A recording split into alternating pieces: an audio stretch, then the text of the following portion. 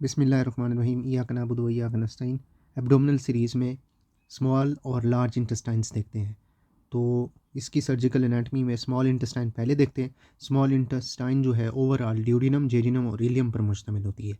Duodenum वाली जो है हमने सेपरेट वीडियो बनाई थी, स्टोमिक और ड्यूडेनम इकट्ठे बनाई थी वीडियो। अभी जो है हम जेजुनम और इलियम को डिस्कस करेंगे। और इसमें ये एक्सटेंड होती है ड्यूडेनो जेजुनल फ्लेक्सर से, जो जो कि हमारे पास एलियोसिकल वेल्व तक होता है।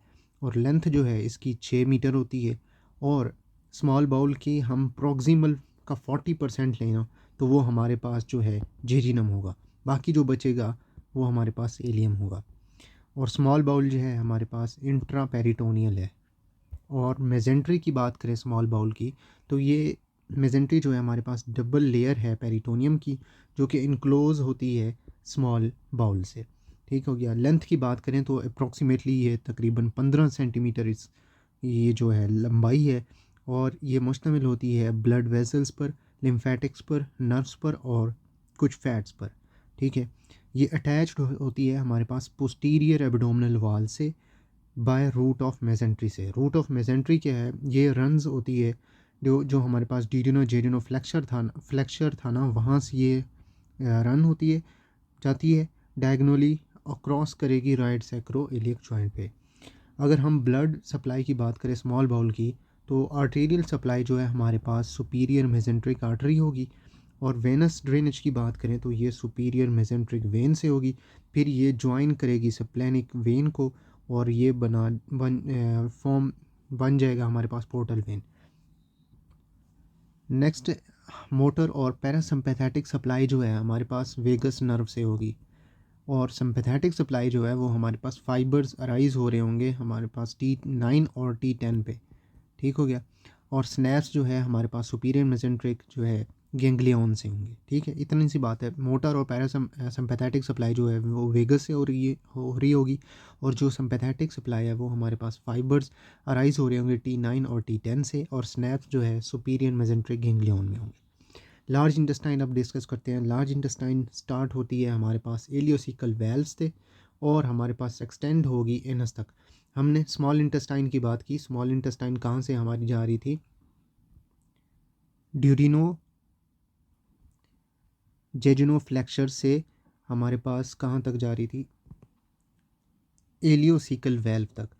बाकी अब एलियोसिकल वेल्व से जो है हमारे पास एनस तक, ये हमारी जो है लार्ज इंटेस्टाइन जाएगी। अगर इसकी लंबाई की बात करें तो ये हमारे पास 1.5 मीटर होती है। ठीक है। और इसके फर्दर पार्ट्स हैं। ठीक है, एक तरतीब से जाना है। सीकम, फिर कॉलन। कॉलन सब डिवाइड होती है इनमें, मैं बताता हूँ। फिर ये हमारे पास रेक्टम में जाएंगे इससे।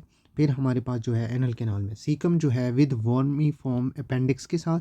कॉलन में हमारे पास पहला जो है असेंडिंग कॉलन तरतीब से, फिर ट्रांसवर्स कॉलन, फिर डिसेंडिंग कॉलन, फिर हमारे पास सिग्मॉइड कॉलन। सिग्मॉइड कॉलन के बाद जो है आपकी ये रेक्टम के बाद जो है एनल कैनाल। बाकी हम ये रेक्टम और एनल कैनाल की भी जो है एनाटमी देखते हैं।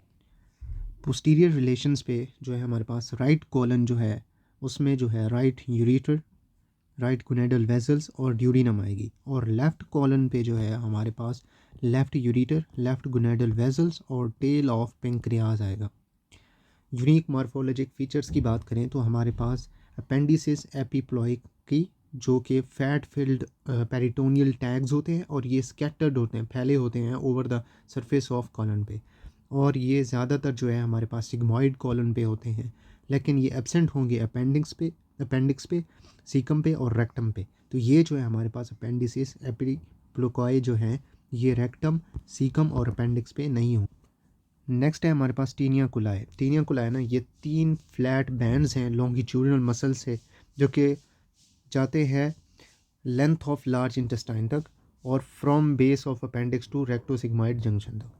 और ब्लड और नर्व सप्लाई की बात करें तो हमारे पास लार्ज इंटेस्टाइन की, तो आर्टेरियल सप्लाई जो है वो हमारे पास superior mesenteric artery supplies, colon up to the proximal 2/3 जो है उसका ट्रांसवर्स कॉलन तक हमारे पास ये superior mesenteric artery.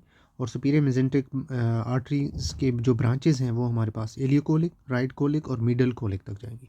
Inferior mesenteric artery में जो है हमारे पास सप्लाई होगी कॉलन डिस्टल, जो बाकी बचेगा 1/3 ऑफ द ट्रांसवर्स कॉलन विया लेफ्ट कोलिक ब्रांच से। ठीक हो गया।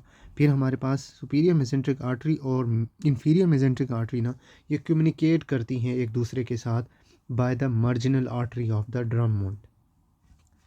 बाकी हमारे पास नर्व सप्लाई जो है ये डिराइव्ड होती है सिंपैथेटिक प्लेक्सस से, जो कि सराउंड कर रही होती है सुपीरियर मेसेंट्रिक और इंफीरियर मेसेंट्रिक आर्टरीज से। और विसरल पेन जो है फेल्ट होता है हमारे पास पेरी अम्बोलिकल रीजन में इन प्रोक्सिमल कॉलन पे, और हैपोगेस्टिक रीजन और डिस्टल कॉलन में आएगा। यहाँ तक थी हमारी सर्जिकल एनाटमी स्मॉल और लार्ज इंटेस्टाइन की।